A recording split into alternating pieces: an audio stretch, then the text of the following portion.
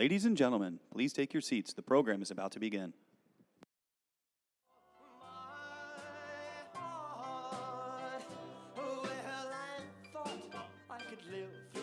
Without romance, until you came to me. But now I know that I will go on loving you eternally. Won't you please be my own? Never leave me alone, 'cause I die every time we're apart. I want you, I need you, I love you with all my heart.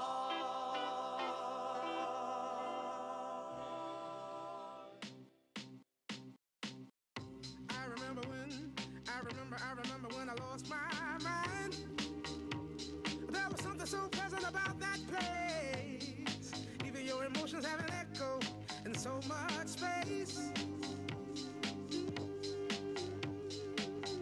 And when you're out there without care, yeah, I was out of touch. But it wasn't because I didn't know enough. I just knew too much. Does that make me crazy?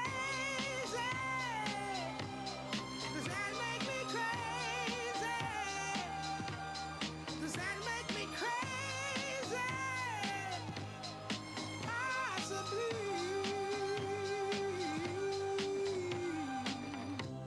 And I hope that you are having the time of your life. But think twice. That's my only advice. Come on now, who do you think you are? Bless your soul. You really think you're in control? Well, I think you're crazy. I think you're crazy. I think you're crazy. Just like me.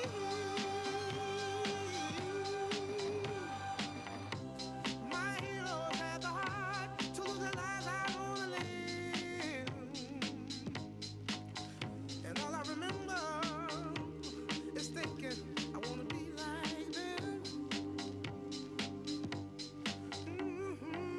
Ever since I was little, it looked like fun. If there's no coincidence, I've come. And I can die when I'm done. But maybe I'm crazy. Maybe you're crazy. Maybe we're crazy.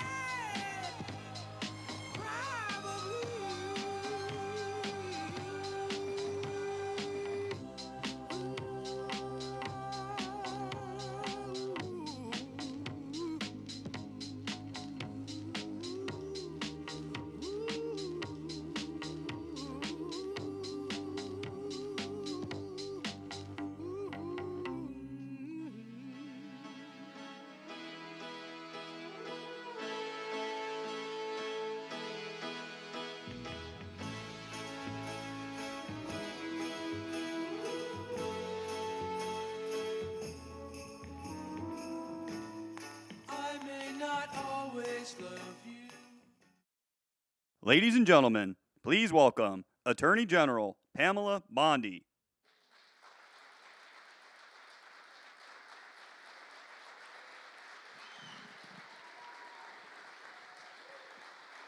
Hi, please be seated. Welcome to the Department of Justice. And I love our team. Todd Blanche, Emil Bovey, Kash Patel, soon to be Terry Cole, Gatti Seralta. Thank you all. We are going to fight to keep America safe again. President Trump has prioritized tackling our nation's fentanyl crisis, and he has taken decisive action to fight it. I want to thank our U.S. attorneys who are here today, our state attorneys general from all around the country. I see all my friends out there, my colleagues, who will work to prosecute violent criminals, get the drugs off our streets, get the gangs off our streets, and get the illegal aliens out of our country. And thank you to all of our federal, state, and local law enforcement officers who are here today who keep us safe every day and night. Thank you to all of you.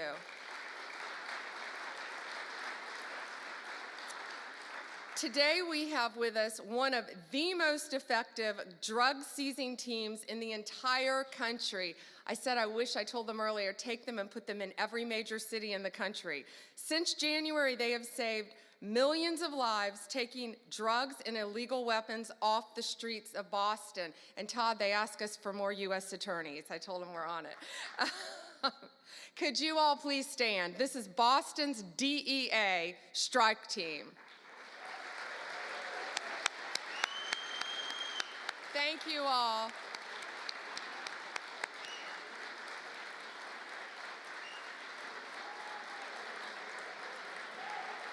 Thank you.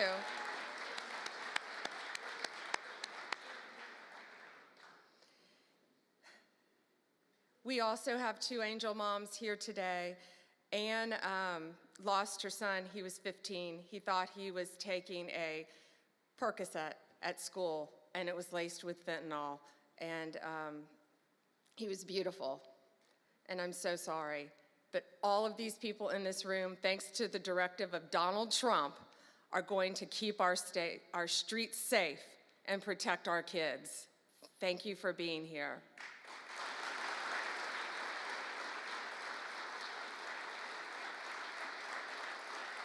And Tammy's beautiful daughter, Kayla, was murdered violently by an illegal alien from El Salvador who should not have been in our country. And thanks to Donald Trump, they will all be deported very soon, thanks to his work, Homeland Security, and I say the unsung hero, Stephen Miller.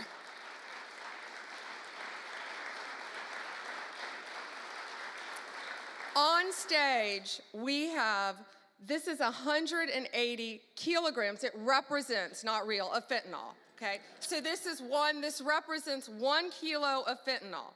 In its pure form, this 1 kilo can kill 500,000 people. The 180 there, in pure form, could kill 90 million people. That is the population of California, Texas, and Florida.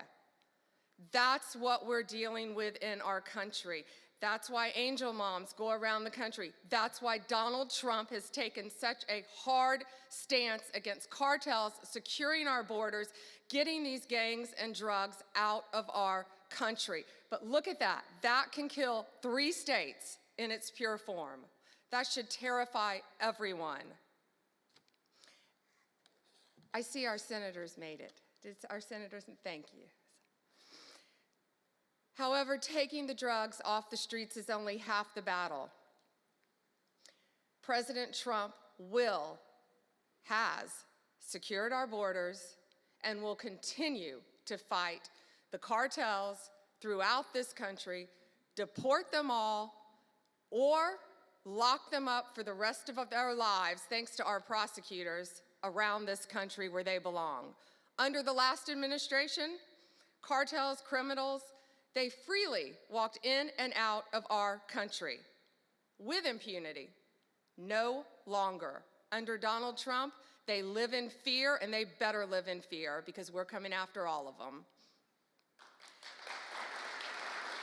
I am so proud to have a team with Emil and Todd and all of our great team. And we all work for the greatest president in the history of our country. We are so proud to work at the directive of Donald Trump. It is, He will never stop fighting for us, and we will never stop fighting for him and for our country.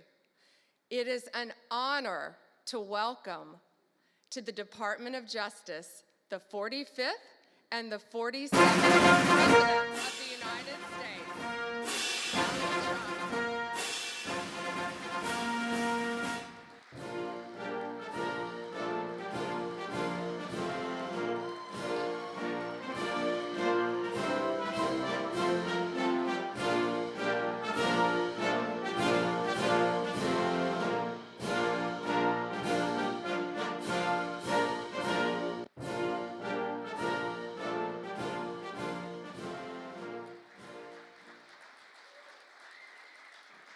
Well, thank you very much.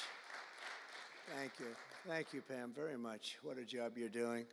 And it's a true honor to be with you today.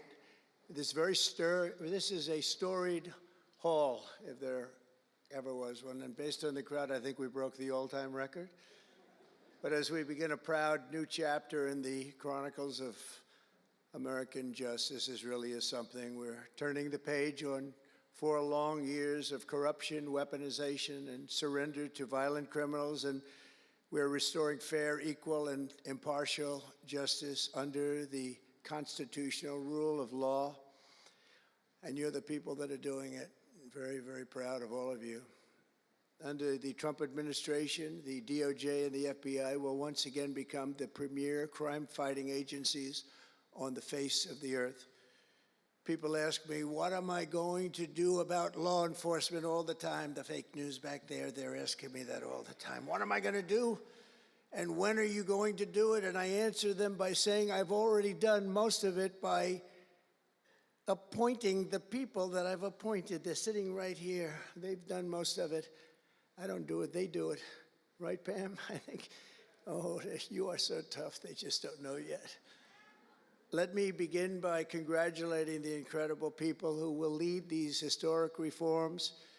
And we start with somebody that you just saw, Pam Bondi. She's extraordinary, and I've known her very well for a long time.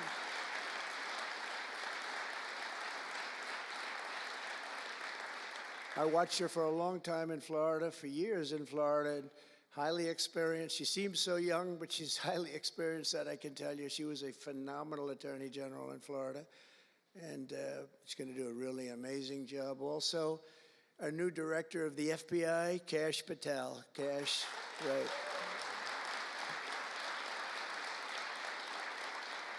A man that I'm very proud of. I've known him and Emil for a long time under tremendous pressure. I saw these guys under some of the most corrupt judges it's not even imaginable how corrupt they were. And these guys never wilted. They were not shy. They fought. They weren't afraid, and they were brilliant. Deputy Attorney General Todd Blanche and Principal Associate Deputy Attorney Emil Beauvais. And thank you both very much. Right. Great people. They're great people. The Chief of Staff, who's so highly respected, Chad Mizell. Thank you, Chad. Chad? Yeah. Thank you, Chad. Our next administrator of the DEA, Terry Cole. Terry? Thank you, Terry. Good luck. Going to do great. Senior counsel to the Assistant Attorney General for Civil Rights. Boy, I've been watching him on television last couple of weeks. He is really a tough one, and he's a great one. Leo Terrell, you watch how good he's going to be. He's going to be so good. Thank you, Leo. Great guy. Assistant Attorney General of the Antitrust Division, who's got an incredible reputation. She'll do very, very well. Gail Slater. Thank you, Gail. Good luck. Great job. Now, we're joined by many, many great friends and terrific friends, and I won't be able to, too many to name, but some that I just see very quickly. General Flynn, thank you for being here.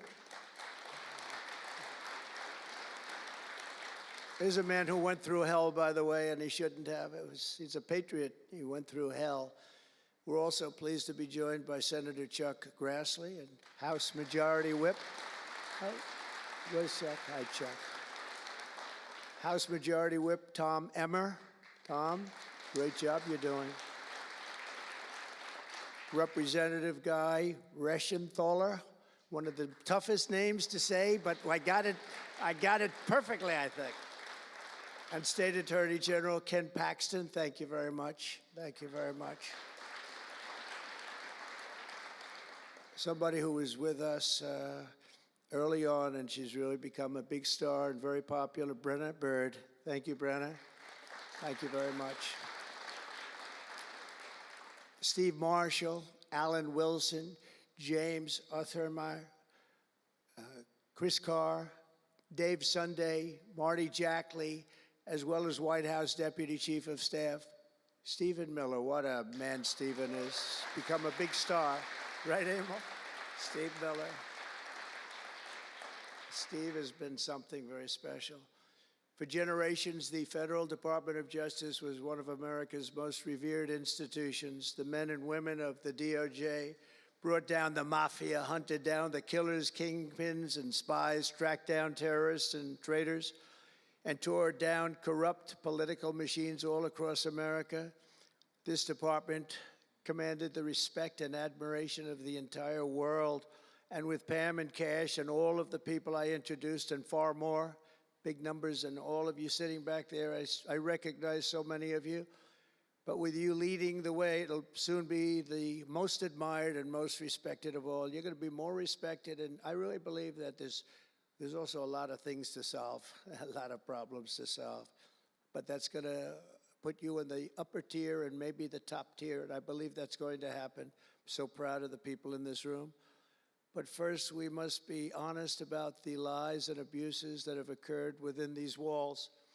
Unfortunately, in recent years, a corrupt group of hacks and radicals within the ranks of the American government obliterated the trust and goodwill built up over generations.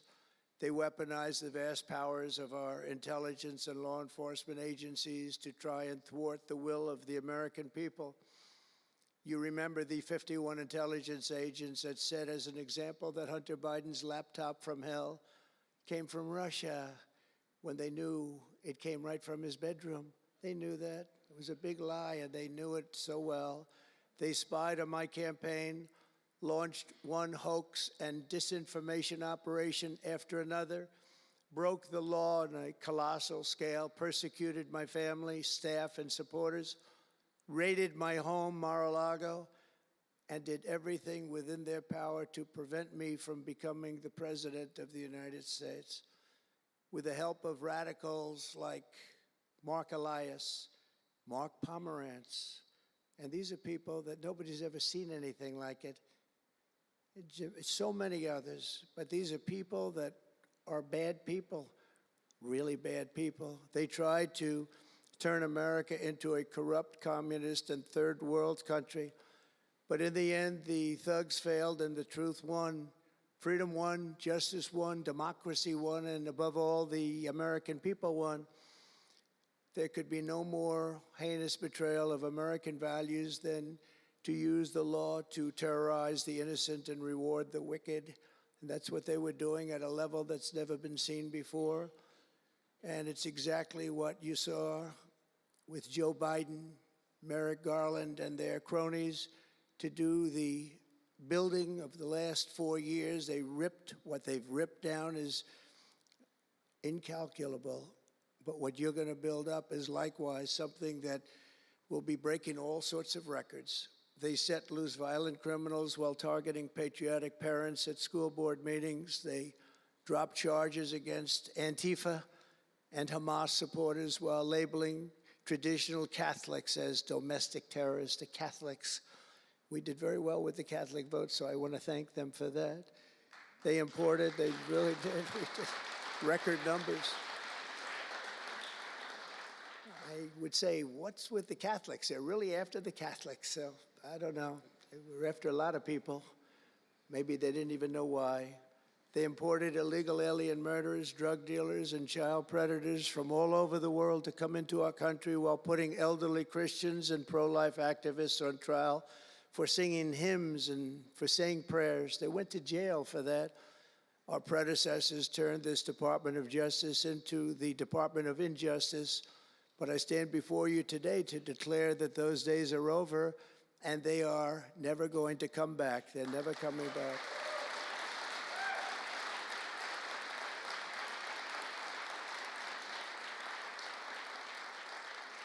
So now, as the chief law enforcement officer in our country, I will insist upon and demand full and complete accountability for the wrongs and abuses that have occurred. The American people have given us a mandate like few people thought possible. We won every single swing state. We won the popular vote by millions and millions of people. We won districts, 2,750. Think of that, 2,750 districts compared to 505. So we won it at levels that have, I don't believe, ever seen before. That's the one where you see the map of the United States and it's all red. Red for Republican, not for communist. Red for Republican. They would like it to turn red for communist, but it didn't work out that way. The American people have given us a mandate and really a far-reaching investigation is what they are demanding into the corruption of our system. And that's exactly, I'm sure, what Pam and Cash and everyone else mentioned here and not mentioned is going to be doing. We will expel the rogue actors and corrupt forces from our government. We will expose and very much expose their egregious crimes and severe misconduct, of which was levels you've never seen anything like it. It's going to be legendary. It's going to also be legendary for the people that are able to seek it out and bring justice. We will restore the scales of justice in America, and we will ensure that such abuses never happen again in our country.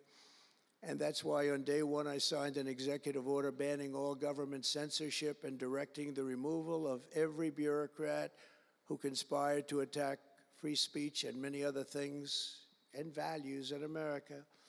My administration stripped the security clearances of the disgraced intelligence agents who lied about Hunter Biden's laptop from hell. We revoked the clearances of deranged Jack Smith, Alvin Bragg, Letitia James, and the crooked law firms that aided their partisan persecutions. And I went through it. These are state and city courts, and the corruption is unbelievable. We also terminated the clearances of the Biden crime family and Joe Biden himself. He didn't deserve it. In fact, he was essentially found guilty, but they said he was incompetent, and therefore let's not find him guilty, I guess. Nobody knows what that ruling was, but I didn't want any part of it. I think I would have rather been found guilty than what they found with him. They said he didn't know what the hell he was doing, and therefore he's let him go. I said, you know, I'd rather be convicted, Pam, I think, than that. That was not good. I said, please convict me, don't say that. I pardoned hundreds of political prisoners who had been grossly mistreated. We removed the senior FBI officials who misdirected resources to send SWAT teams after grandmothers and J6 hostages. And it was a great honor for me to fire, I will tell you this, a great honor to fire James Comey. A great, great honor. That was nothing, there was no better day. A lot of people said, oh, that's too bad you did that. And they said that's going to be, and you know what? A year later, they said that actually saved the administration, because the level of corrupt things that we learned after that turned out to be that they were doing, in fact, really bad things. He was a terrible person, did terrible things, and persecuted people, and all in the guise of being an angel, but he wasn't an angel. We created a brand new DOJ task force and anti-Christian bias. And under Director Patel, we're getting the FBI agents out of the headquarters in Washington, D.C., and back on the streets in pursuit of dangerous criminals where they belong and where they want to be.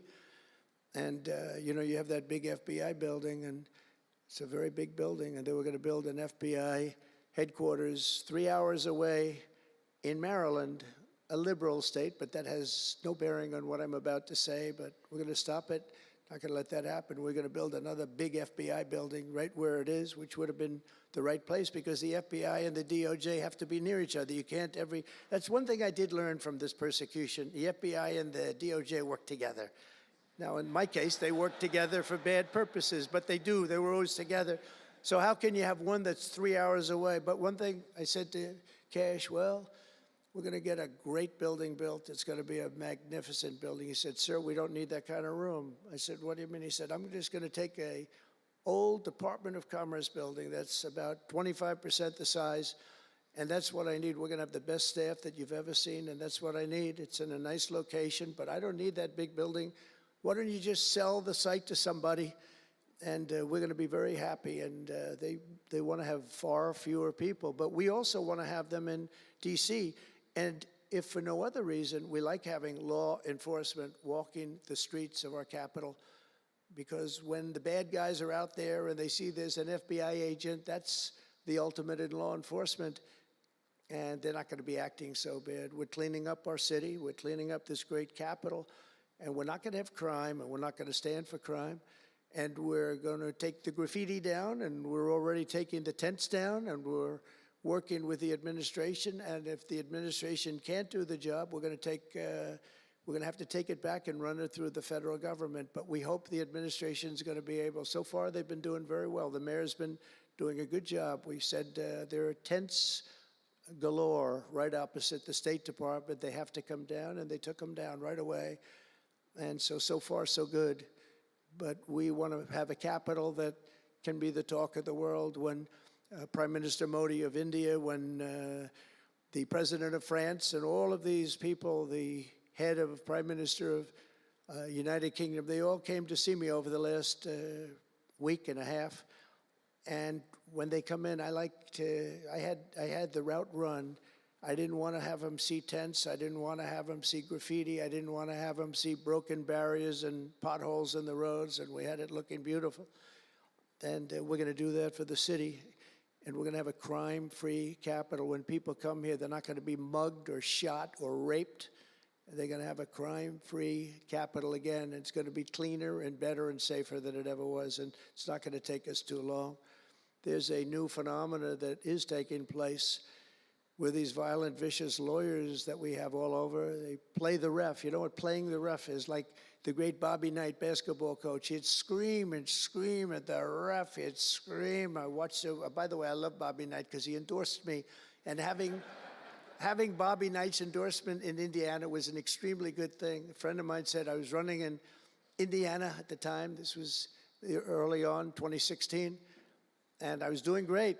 But a friend came up and said, "Do you know Bobby Knight?" I said, "No, I don't, but I hear he was a tough cookie." He said, not only tough, he was beyond tough, but he's the most popular guy you can imagine. It turned out he wanted to endorse me. He called me about 2 years before. He said, "Sir, I'd like to endorse you." I said, "Is this really Bobby Knight?" He said, "It's me." I could tell it was Bobby Knight. He had been known for throwing the chair across the court and slapping a player. Can't do things like that, right? And the man that came in fired him. He was a new administrator for the college. That guy didn't last very long. They were like 14-0, and they fired Coach Knight. That was not good, but he had a little chip in his shoulder. But he loved Trump, and he came in, and he said, "I'd love to endorse you." He said, "If you ever run, please call me." So he said, "Do you know Bobby Knight?" I said, "Well, I don't know him, but he called me a couple of years ago." It was an amazing phenomenon. I took his number, and on each side of my desk in New York, I had stacks of paper, like nice and neat, but about 2 feet high each. And I said, I wrote his number down and I put it here 2 years ago. And I said, let me see if I can find it. It was almost like a miracle. I had other miracles that happened too. My ear is still throbbing. That was a miracle. That was a miracle also, wasn't it? That was a miracle also. Thank you. Thank you, Leo. Thank you. Thank you, my man. That was a miracle. Anyway, okay, that's it. That's very nice, thank you. But So he said, Bobby Knight. So I said, you know, I put his name down and I wrote it down. It's in one of these stacks. I lifted up. There would have to be 2,000 to 3,000 pages in each stack. I lifted it up, the first one, had no idea. And there was his name on a little card, Bobby Knight with his number. It was like incredible. I tell that story all the time. And I called him and dialed a number. He said, I've been waiting for you to call. And he went out and he made a speech for me in a packed arena in Indiana, and it was over. It was over. He was a tough guy. He actually went a little far, you know. If you remember, he made a great speech because he was actually a motivational type guy, to put it mildly. But he left the stage, and then I'm talking, and he walks back onto the stage. I said, "Uh-oh, this is trouble. Why is he coming back?" He was a big guy too. Why is he coming back? He said, "May I say a few more words?" I said, "Yeah, go ahead, Bobby, say a few more words." A little different. And he said, "And let me tell you something about this guy, Trump. This guy, if he has to, will use the nuclear weapons that we have. He will use he has no fear. He's going to use, and that's the kind of guy." And he walked off the stage. I said, I think I'm in big trouble, Pam." That was not good, but it worked out okay. In the meantime, we won the state in a landslide, and it was great, and it was just an amazing period of time. But this is the most amazing period of time. I think this is more amazing. What's taken place has been more amazing. I think it's more consequential, and if we do the job, you know, one of the big media outlets said what we did was the most consequential election in the last 129 years. Well, if we do the job that we're all capable of doing, I think it's going to prove to be that and then some, and that's what we want to do. We have a real big shot at making this country so great, so great. What happened to our country was so sad. What they've done in 4 years to our country with the borders, with Afghanistan, the most embarrassing period of time, allowing the Russian situation, it was never going to happen, with Ukraine. Allowing October 7th to happen would have never happened, because under me, Iran was totally broke. They had no money. They weren't giving any money to Hamas or Hezbollah. It was totally broke.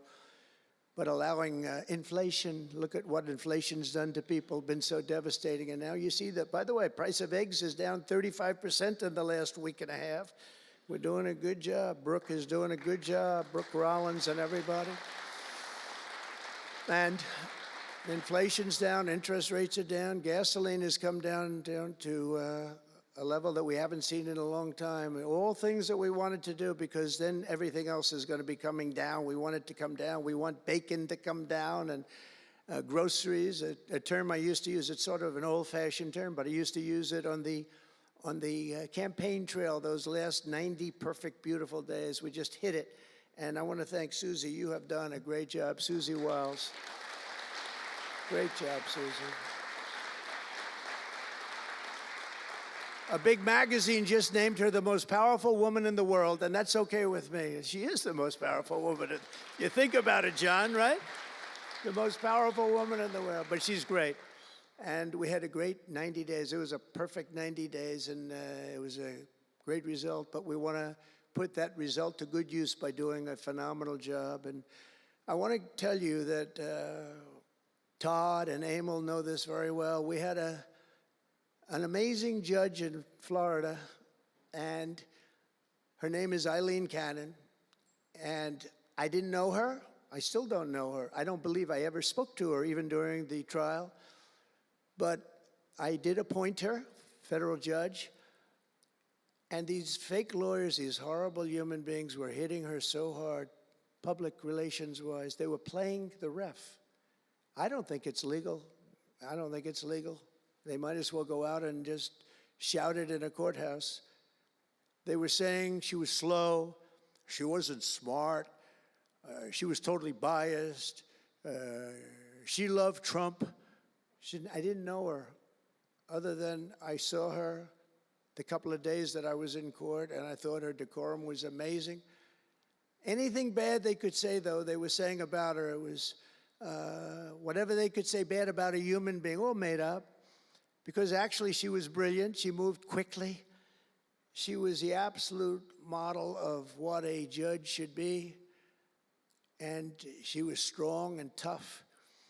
And how do you get them to stop if you're a judge? How do you get them to stop with the playing the ref? Bobby Knight would play the ref. That's why I brought up the Bobby Knight story. He would play the ref. He'd scream at the ref. He'd scream so hard. Oh, boy, it was terrible, actually. And the people would come up, his assistant coaches would come up to players. Coach, don't do that. Don't do it. He said he's not going to change his tune, coach. He called it. He's not changing. I don't care. And he's screaming. That's when he threw the chair. He starts going crazy. And he said, no, he's not going to change this time, but he's going to change for the next play. And sure as hell he did. You know, Bobby, by the way, had the last undefeated team in basketball. And relatively speaking, you know, he had a team. He always had a team. He never had that. Well, he had a couple of great players, obviously, some top NBA players, but very few relatively. He had a team, but he won the national championship 3 times. But he had the last undefeated team in basketball. And he would play the ref, and he would scream at him. He knew exactly what he was doing. They're doing the same thing. He said, no, he's not going to change now, but he's going to change for the next one. That's what he wanted to do. He wanted to scare the hell. They wanted to scare the hell out of the judges, and they do it. And how do you stop it if you're a judge? Because you want to go home, you have a family, you have children, and the New York Times will write whatever these people say, and the Washington Post, and the Wall Street Journal, and MSDNC, and the fake news CNN, and ABC, CBS, and NBC, and they'll write whatever they say. And what do you do to get rid of it? You convict Trump. All you have to do is be really tough on him and ultimately convict him, and they leave you alone. It's totally illegal what they do. I just hope you can all watch for it, but it's totally illegal. And it was so unfair what they were doing to her, but they do it all the time with judges. But in her case, she was very courageous, and it only made her angry. Wouldn't you say? It just made her angry. She didn't like it. A lot of them say, oh, please don't say that about me. My family, what's my husband going to say? What's my wife going to say, or my kids? Please don't say that. And it had absolutely no impact on her. In the case against me, which was a case, I will not use a bad word. I promised my wife I would never use a bad word, so just a little bad. The case against me was bullshit. And she correctly dismissed it. She correctly,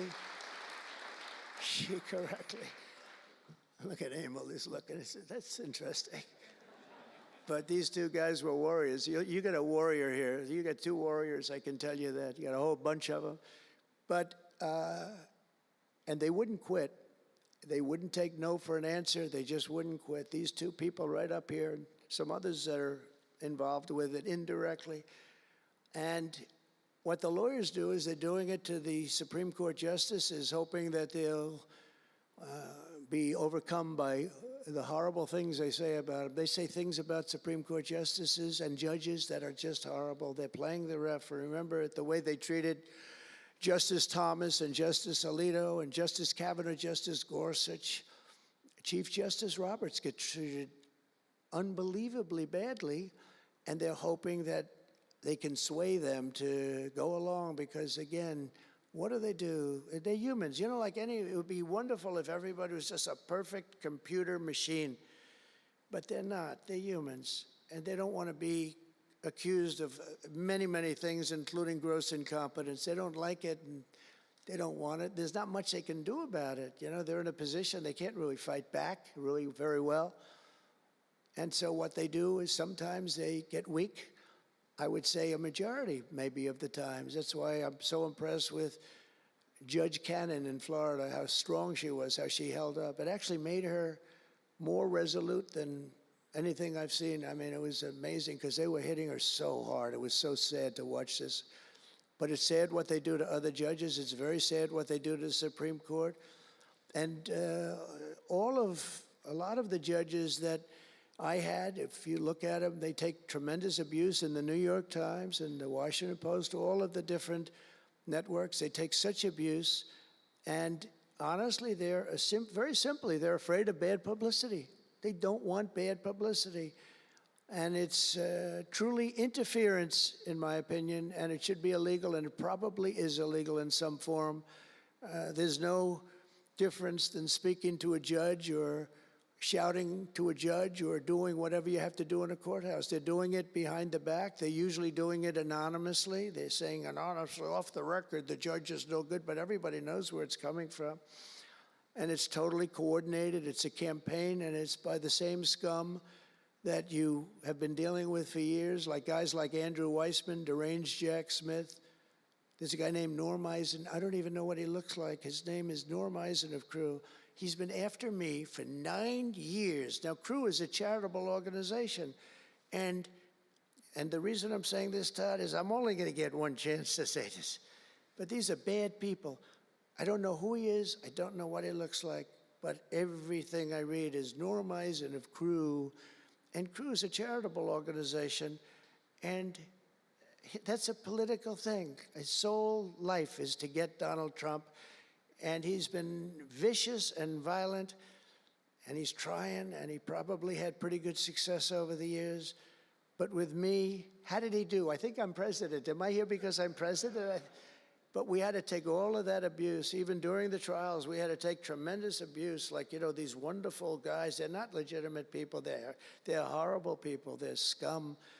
And you have to know that. And you're going to have these cases where you can't allow yourselves to be deflected. You just can't let it happen. You have such a higher calling. And I believe that CNN and MSDNC, who literally write 97.6% bad about me, are political arms of the Democrat Party. And in my opinion, they're really corrupt and they're illegal. What they do is illegal. It makes no difference how big a victory I had. I can have the biggest victory in history. It makes no difference what kind of a failure the other side has. These people are going to go after me. And I said it during the big speech on Tuesday night. I said about Democrats, and I don't like that.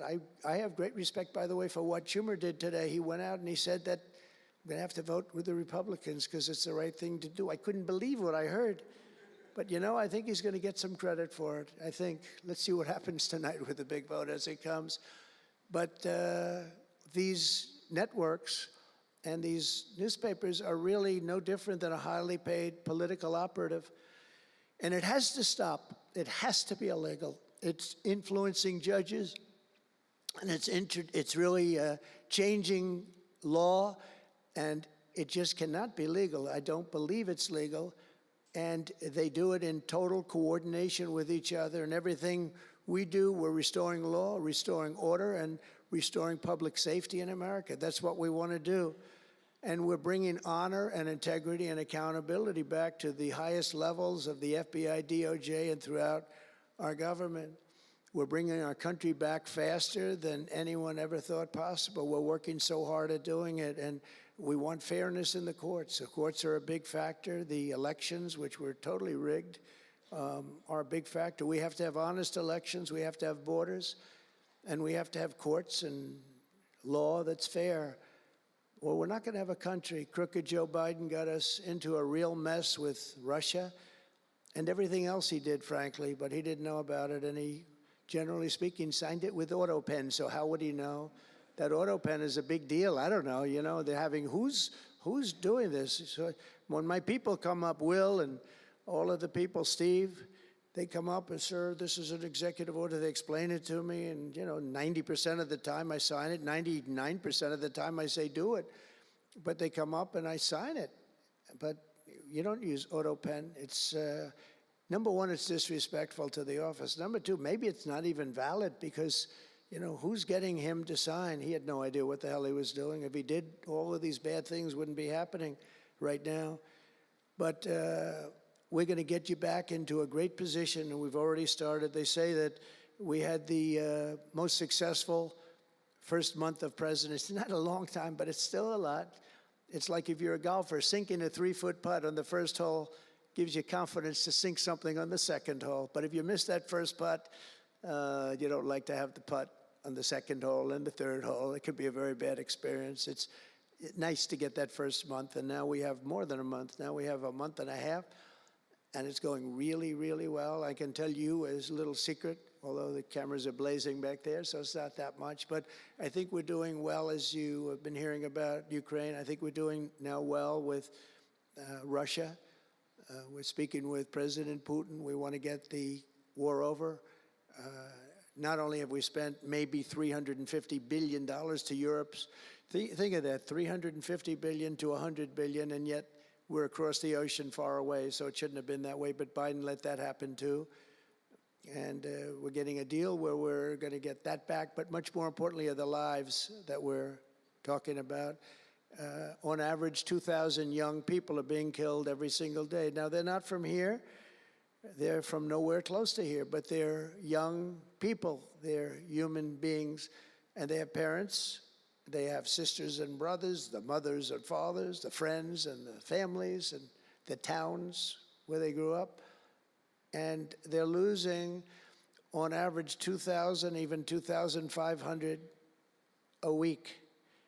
And I want to get it stopped. And we've had some very good calls today with Russia and with Ukraine. They've agreed for a ceasefire if we can get it with Russia. And it's not easy. It's a tough one.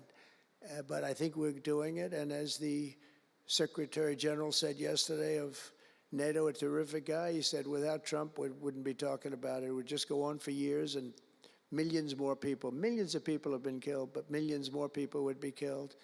And he said it was a great honor. Without me, it would just keep going on. We're looking for the ceasefire now with Russia, and we've had some very good talks about it. We've had some very good responses. And I can tell you that there was a case where there would have been no war if I were president, and it's just 100% would not have happened, would never have happened. I used to speak to President Putin a lot about it. I said, don't do it. Don't do it. I won't tell you what the consequence was. I won't tell you what he said. But if he believed even 5% of what I said, then he would say, I'm not going to do it. And I think he did. But we had a good relationship, and we had a professional relationship, and his respect for this country. And I think we've had some very good results. So, I haven't been able to say that to anybody else. I haven't wanted to say it until just before I came here. I got some pretty good news. So, but we have to see what happens. It's still a long way to go. The fighting is unbelievable. Russia has a large group of Ukrainian soldiers, as we speak, surrounded and in grave danger. They've been able to surround them. They're in grave danger. Biden should have never let this war happen. First of all, you don't want to pick on somebody that's a lot larger than you, even with the money. There's a lot of money that we gave them and a lot of equipment. We make the best military equipment in the world, but even with all of that, it's unbelievable. Right now, you have a lot of Ukrainian soldiers that are encircled and in grave danger, and I've asked them not to kill those soldiers, please, not to kill those soldiers. We don't want them killed. It's such a shame to see what's happened. A thing like that would have never happened. Inflation would have never happened. October 7th would have never happened. Israel, Iran had no money. They were totally broke. Think of it. They had no money to give to anybody. They were totally broke. And within a short period of time, as soon as Biden came in, he took out all the sanctions. In China and everybody else that wasn't buying oil from Iran was buying it at levels that they never spent before.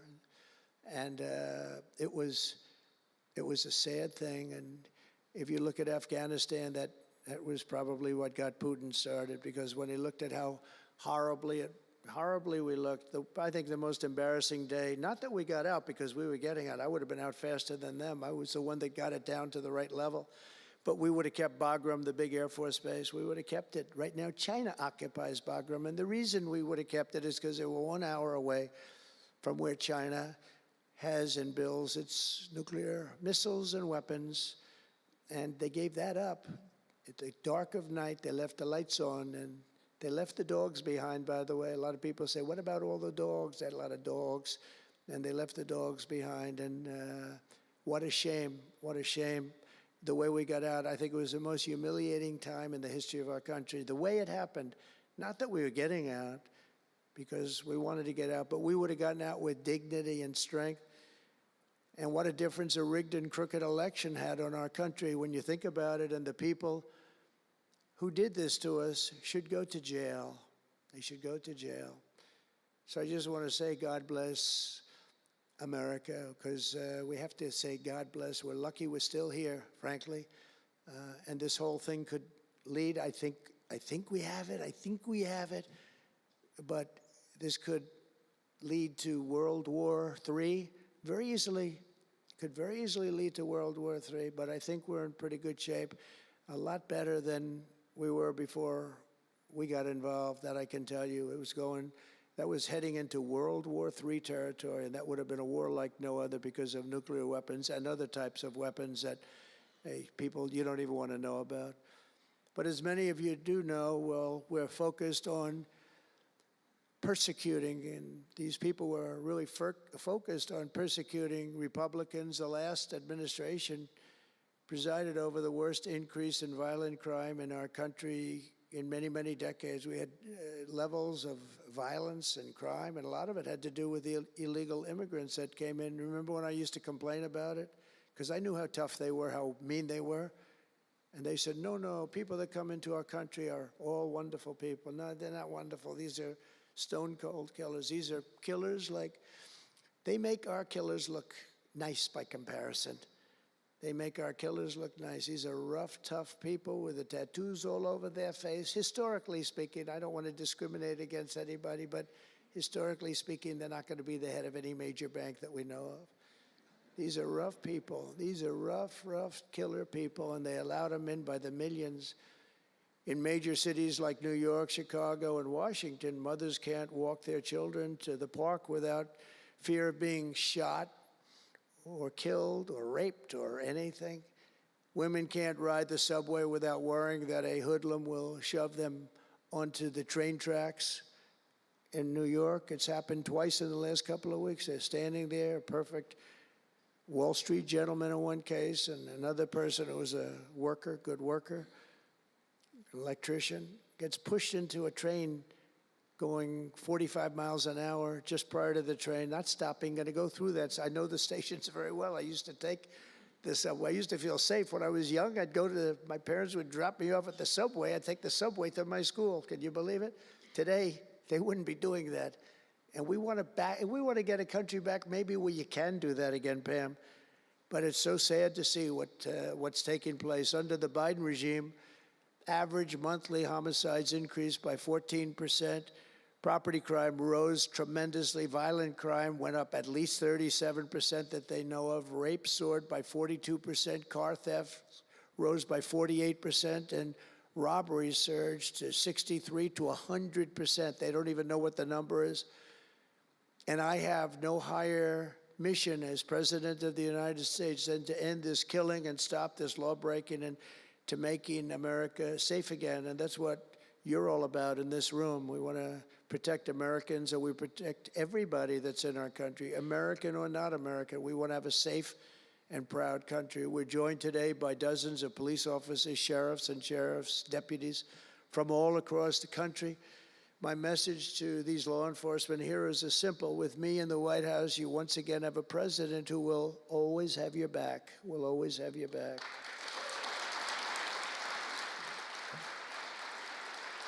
Thank you, fellas.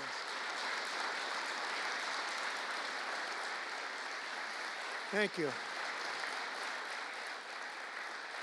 That's a lot of good-looking people. I will tell you, I feel safe. I'm glad you're in the room. I feel even safer. It's a lot of great people. On day one, I signed an executive order directing Attorney General to ensure that anyone who murders a police officer immediately, with as fast a trial as we can have, gets the death penalty.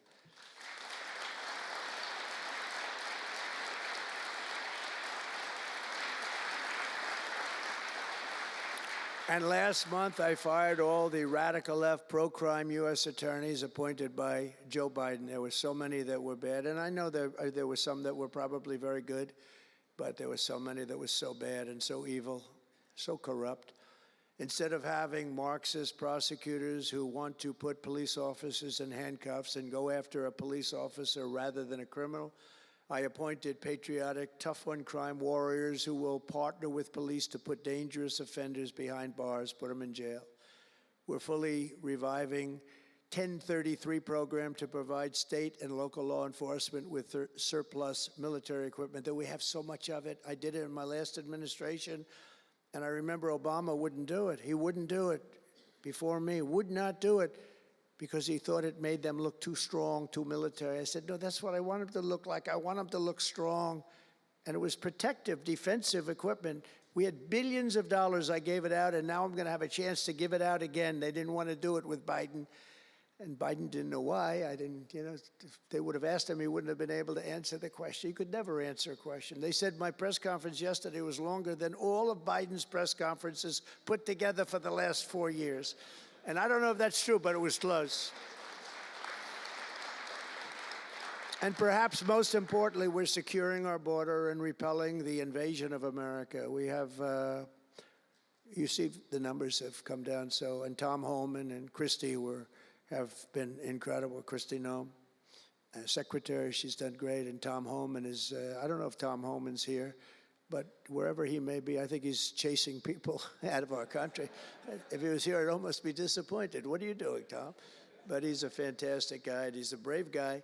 Over the past 4 years, other countries emptied out their prisons and jails, mental institutions, and insane asylums, and sent the killers, drug smugglers, and bloodthirsty inmates from the filthiest dungeons of the world straight into the USA. And open border. We had an open border policy. Anybody could come in, no matter what you were, no matter where you came from, no matter what you looked like. No matter what you were doing, no matter what you did, no matter how many people you murdered, you could come right into our country. We have murderers right now walking the streets. We're joined today by Tammy Nobles, whose 20-year-old daughter, Kayla, was attacked in her home 3 years ago, horrifically assaulted and strangled to death by an illegal alien MS-13 monster set loose into our country under the open border Biden regime. Kayla was one of countless American victims ripped away from their families by the open border policies of that administration. And we're also joined by Kayla's stepfather, Jeremiah, and several other courageous angel families here today. And I'd love you to all just stand up and take a bow, because you are incredible people. Please. Thank you.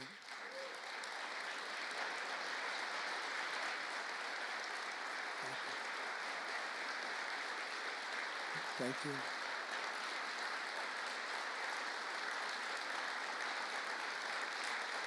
Thank you very much. Thank you. But I want you to know that we are working every day to expel these savages from our country and ensure that what happened to your loved ones will never happen again. So their legacy is going to be a great one. Thank you all very much. Appreciate it. On day one of my administration, I declared a national emergency on our southern border. In our first full month in office, we achieved the lowest level of illegal border crossings ever recorded, okay? Even lower than 4 years ago.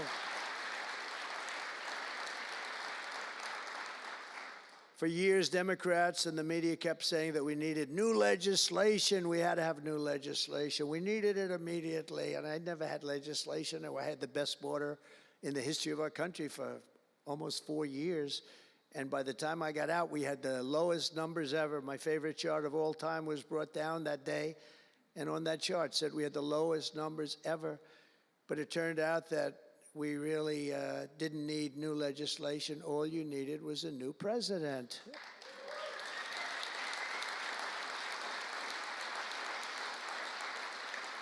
And I said that the other night. That's all you needed was a new president saying, close the borders, because the Border Patrol is unbelievable, ICE is unbelievable, and all of our law enforcement is just incredible. All of you guys are amazing, and the people of our country respect you and they love you, and a lot of times you don't hear that because you have to listen to the fake news back there, but they have great respect for you, so I just want you to know that. And you know, that includes our fire departments too. They don't get spoken about enough. You know, they go into some of the areas I read where they're shooting them off ladders. Can you believe it? They go up to put out a fire, Leo, and they go and they shoot them off a ladder.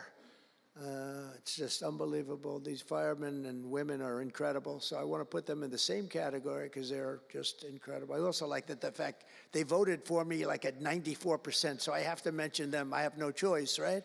But the truth is they're phenomenal people. The law enforcement, fire, everybody, they're phenomenal. Basically first responders, because that's what they are, they're first responders. And we're ending the migrant occupation of America, and what we're doing now is we're liberating our cities and our suburbs and our towns, and you see a big difference. I'm getting calls all the time from even leaders of other countries saying, sir, the whole world feels liberated now. It feels like there's a light over America, but there's a light over the whole world. I hear that so much. It's so nice to hear, too. And I feel it.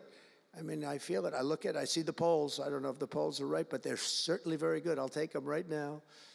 It's amazing, amazing what's taken place in such a short period of time, really 6 weeks, but it's longer than that. It's really November 5th. I think that hopefully will go down, if you do your job great, it'll go down as the most important day, one of them at least in the history of our country. You know, July 4th was pretty, 1776, it was pretty important too.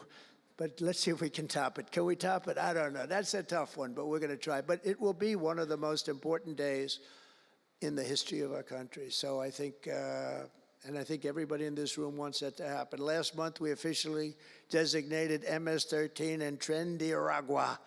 That's the Venezuelan gang, the toughest gang, they say, in the world, and the Mexican drug cartels as foreign terrorist organizations. That's a big deal. Nobody wanted to do that in the past.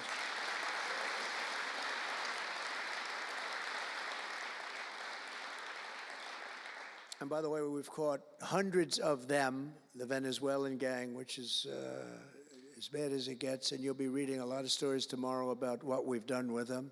And you'll be very impressed, and you'll feel a lot safer, too, because they are a vicious group. They went into Colorado. They took over areas of Colorado. They sort of were like me. They were in the real estate business, but they didn't go out and get financing. They just took over a building and kept it. And they said to the tenants, get the hell out of here. One man called the police, and they cut off his fingers. And they say, you call again, your other fingers, and you call a third time, and you're dead.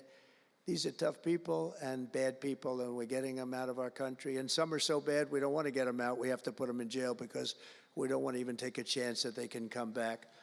Thanks to our efforts, Mexico recently handed over 29 of the biggest cartel leaders, including the depraved kingpin charged with the 1985 murder of DE agent Kiki Camarena. And that was a big deal, if you know. They've been looking for this person for years, many years, and we got him. This evil killer will be now prosecuted to the fullest extent of the law. And we know that, well, let's put it this way, I have to be nice. It's a very strong case. We're stopping the criminals pouring across our borders at record levels, and we're also stopping the massive quantities of deadly drugs. In 2023 alone, drug overdoses killed more Americans in 12 months than they did during the entire decade between 1980 and 1990, so 10 times more, but it's much higher than that. More Americans died from fentanyl last year than died in the Korean War, or the Iraq War, the Afghanistan War, all of them combined. That's why I've placed large tariffs on Mexico, Canada, and China, and they will remain in place until these deadly poisons stop pouring into our country. And I will tell you, as soon as I put on the tariffs on Mexico, Canada, and China, unbelievable results have been seen in the last few weeks. Unbelievable results. They weren't happy about it. You probably read they weren't happy, but they are working like hell to end it. They weren't working very hard before I did that. With us today is a brave mother and advocate, Ann Fundner, who lost her beautiful 15-year-old son, Weston, to fentanyl. And Ann, if you would, I'd like to ask you to come up and say a few words, please. Thank you.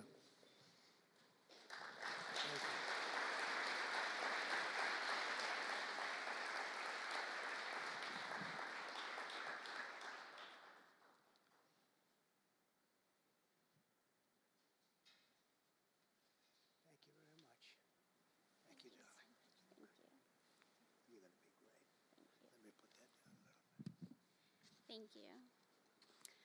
Well, first I want to say thank you. I think this is the biggest honor of my entire life, being on stage with President Trump. But I want to tell you a little bit about my son, Weston, who absolutely loved President Trump. He had a beautiful Trump 2020 flag hanging in his bedroom, and he had it on the beach one day, and we took a picture, and it became our 2020 Christmas card with the most perfect slogan for President Trump: peace on earth. What would happen in the next 4 years would be devastational to our country and our safety of our children. And in 2022, Weston lost his life, a freshman in high school at the age of 15, from a single pill that took his life. The cartels were allowed to operate on American soil and took hundreds of thousands of American lives. And so we knew there was only one person that could save us from the devastation on our American soil, and that was President Trump. And so in 2024, we did the best thing that we could do to keep America safe again, and we elected President Donald J. Trump. Thank you. Thank you. Thank you.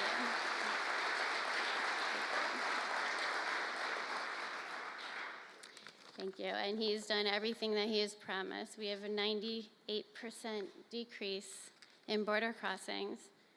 And he has labeled the terrorist cartels terrorist organizations. And he has instilled tariffs because there is no price on human life. And so I feel like I can speak for the entire fentanyl fighting community when I say thank you to President Trump, and thank you to Pam Bondi and everyone out here who is fighting this fight. God bless you. God bless you, President Trump. And God bless America. Thanks. He's up watching you. He's up there watching you. And he's so proud of Mom.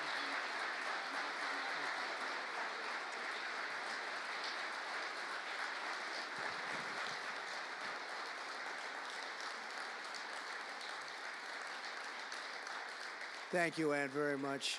Weston is, I just said to Ann, Weston is up in heaven watching his mom, and he's so proud of you. He's so proud of you. Thank you. We're also joined today by a number of other American families who have lost loved ones to fentanyl, and I'd love you to just stand up for a second, and we want to acknowledge you, and also your daughters, your sons. They're looking down on you, and they're loving you like crazy. So thank you very much. Thank you. Thank you. Thank you. This department will not rest until we have ended the fentanyl epidemic in America once and for all. In less than 2 months since I took office, the DEA and FBI have seized nearly 1 million deadly doses of fentanyl, and that's just the beginning. At my direction and working with Pam and everybody else, we've launched an all-out war on fentanyl traffickers, and it's a war that we're going to win. We're going to win this war. I spoke with the president of Mexico, very nice woman, very fine woman, and I said, let me ask you, you're sending a lot of drugs into our country. We're not liking it at all. Can't do that. But I said, is Mexico, does it have much of a drug? She said, no, we're not a consuming nation. I thought it was an interesting term. And I said, why? And which I've heard also, by the way, they're not a consuming nation. They distribute, but they don't consume. But I said, why are you not a consumer? Well, we're very close with family. I said, so we're very close with family, too. I mean, our families are being devastated, and we're just as close. Why else? She said, well, we spend a lot of money on advertising saying how bad drugs are. They're very rough ads. They show the skin falling off and the teeth falling out and going blind and losing hair and everything that these things do. You look like you just came out of a horrible concentration camp. And she said it was, they're rough ads. And it's not often that I feel I've learned something from a phone call, because I've had a lot of phone calls over my life. But I realized right then and there what a great idea that is. And we have hired Susie, a great person, who did a lot of our campaign work, and we've come up with an advertising campaign that's, I think, really incredible. More than anything else, it's terrible to watch. Terrible to watch. It's the only way it's going to work.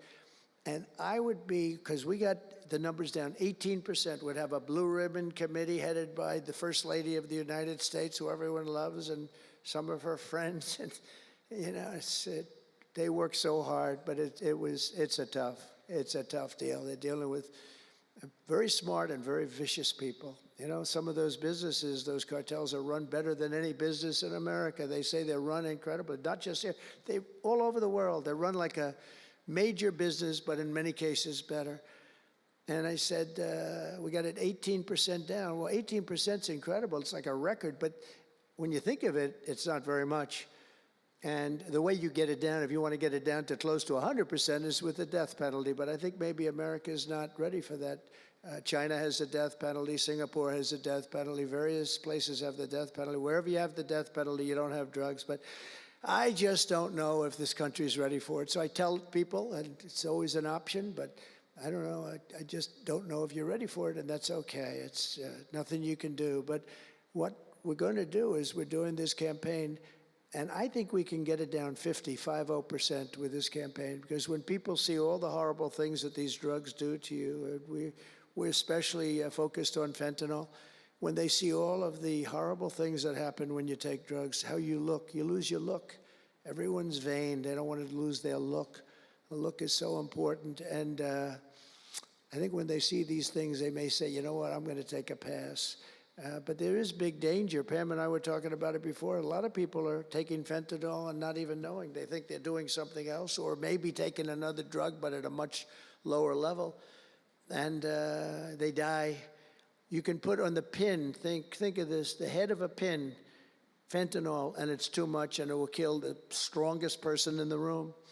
And it's amazing. But we're going to do this campaign. It's going to be launched fairly soon, Susie. And I think it's going to have a big impact. I think if we got it down by another 30, 35 points, and I really believe we can. I think that's an incredible idea. So I thank the President of Mexico, actually. It was a call on tariffs, and we talked about drugs. And she gave me an idea that I think will be very successful, and based on what I saw, it's going to be amazing. Under our leadership, this department is once again laser focused on protecting the American people. We're defending our borders, our streets, our children, and our good, really God-given, this is God-given rights and liberties once and for all. We're going to defend our country, and we're going to defend our rights. Etched onto the walls of this building are the words English philosopher John Locke said, "Where law ends, tyranny begins." And I see that, and I saw it over the last 4 years when somebody was allowed to attack viciously with this department and the FBI. His political opponent, how did that work out? Didn't work out too well, but it wasn't pleasant. It wasn't pleasant. I was attacked by a political opponent, and probably it helped that I was attacked more than anybody in the history of our country. Alphonse Capone, the great Alphonse Capone, legendary, Scarface, was attacked only a tiny fraction of what Trump was attacked. And maybe it worked out well, I don't know. If I had to give it up, I probably wouldn't, but only because I've gone through it. But I wonder what the difference would be. Maybe they helped get me elected by those margins, the big mandate that we received. But you can't go after your political opponent. Nobody's ever seen anything like it, actually. And hopefully they won't see anything like it. But now, with the return of law and order, the entire world is witnessing the triumph of American justice and American freedom. That's why we're here today, gathered with people that have love for our country. In the coming years, we will revive the storied legacy of this department, and it's happening right now. You can feel it. And rekindle the spirit of the great lawmen and legal lions of the past, Americans like Wyatt Earp, Elliot Ness, Frank Hammer, Rudy Giuliani. Rudy Giuliani had to suffer greatly, greatly. He's the greatest mayor in the history of our country. He had to suffer greatly. Ed Meese, Antonin Scalia, Robert Jackson, and Robert F. Kennedy. We will rebuild pride in our institutions. We will restore the prestige of this great department, and we will bring back faith in our justice system for the citizens of every race, religion, color, and creed. And I want to just tell you that this has been a great honor. I was asked to do it, and I said, is it appropriate that I do it? And then I realized It's not only appropriate, I think it's really important. And I may never do it again. I may never have another chance to do it again because this is something that I'm leaving to the greatest people I know, the best people, the smartest people, the toughest people I know. And they're going to do an incredible job. And it's an honor for me to have won this election so that I can appoint these people to do their job, and they're going to do it like you have never seen. So I just want to wish all of you good luck. It's going to be an interesting journey, not going to be easy, but you're going to win. You're going to win, win, win, and fight, fight, fight, and it's going to end up being a tremendous result for this country. So thank you all very much. God bless America. God bless you all. Thank you.